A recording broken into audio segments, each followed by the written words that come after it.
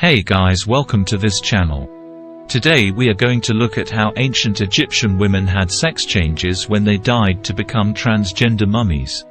Ancient Egyptian mummies have fascinated the world for centuries, and Egyptian beliefs about the afterlife are just as intriguing. But when researchers look at mummies, one thing stands out more than others. The vast majority of the deceased seem to be male. One wonders if women were really that underrepresented in society. The truth is that female mummies underwent a special step while preparing for their transition to the afterlife. Women were allowed into the next world, of course, but only if they were transformed into men first. Ancient Egyptian beliefs hold that only men had the power to regenerate themselves and enter the afterlife, so the ladies were given a bit of a makeover, so to speak. The role of gender and the power of sex had a strong influence in Egyptian life and just as strong an influence in death. Ancient Egyptians cut off the hands and genitalia of their enemies. The ancient Egyptians believed that men possessed all the power to regenerate and reproduce the human race, not women. Women were simply vessels. There didn't seem to be a very secure understanding of biology in those days, because they also believed that a man could reproduce asexually if he desired. It was for this reason that Egyptians removed the hands and genitals of their enemies posthumously. They wanted to make it impossible for the deceased to touch themselves into regeneration. The gods of creation were male. In Egyptian mythology, all of the gods who have the power to create life are masculine, which makes creation stories about the birth of other gods and the human race a bit confusing. Gods like Atum, Osiris, and Re had access to the kind of power needed to bring forth new divine beings, and in some stories women weren't involved in the process at all.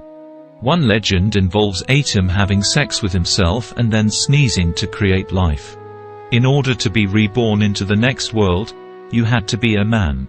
Because the gods of creation were all men, the ancient Egyptians naturally assumed that to be reborn or regenerated into the next kingdom they would need to be male as well. They wanted to reflect the image of the gods in an attempt at a better afterlife. This was fine for men but was a bit more challenging for women. The priests used a little bit of magic for the transformation. Egyptian methods to swap genders vary significantly when compared to today's more scientific gender reassignment procedures. That is to say, they were a bit more magical and a lot less grounded in science. The priest would paint the coffin of the dead woman red and then write inscriptions using masculine pronouns on the coffin shell. Since red was a typically masculine color, it was believed that use of it could genetically alter one's natural anatomy. Feminism changed the way we study female mummies. For many years, scientists and researchers were perplexed by the female mummies. They'd initially written off the male trappings on coffins as accidental occurrences, but those would have been egregious mistakes committed by both priests and surviving family members. An exhibit at the Brooklyn Museum featuring a collection of female mummies and artifacts points out that feminism may have been the key to demanding deeper research on the subject. Curator of Egyptian art Edward Bleiberg offered strong sentiments on the subject. Feminism has changed the questions we ask of ancient history as well as the answers we offer. This is a striking example of how feminism has provided a basis for new scholarship that reinterprets an ancient puzzle. It seems as if ancient Egyptians may have had an enlightened attitude about sexual experiences. From the ancient texts and hieroglyphics that researchers have discovered, it seems as if the Egyptians had a pretty open mindset about sex.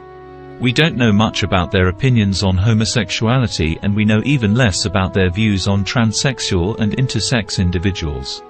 Either way, they didn't see the temporary changing of the sexes as problematic. It guaranteed safe passage to the afterlife, and that's what counts. Thanks for watching. Don't forget to subscribe and leave a comment in the comment section.